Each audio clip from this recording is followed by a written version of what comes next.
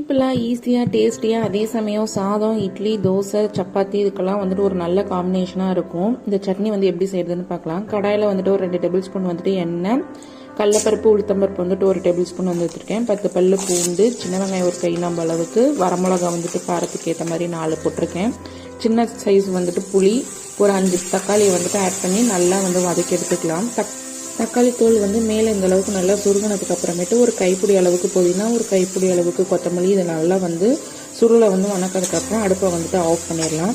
இது நல்லா வந்து சூடு ஆறணும். சூடு ஆறினதுக்கப்புறம் தேவையான அளவுக்கு வந்துட்டு உப்பு வந்துட்டு ஆட் பண்ணி இதை வந்து அரைச்சி எடுத்துக்கலாம். சட்னியை வாரம் ஒரு டைம் வந்து செஞ்சு கொடுங்க, நல்லா வந்துட்டு பசி எடுக்கும்.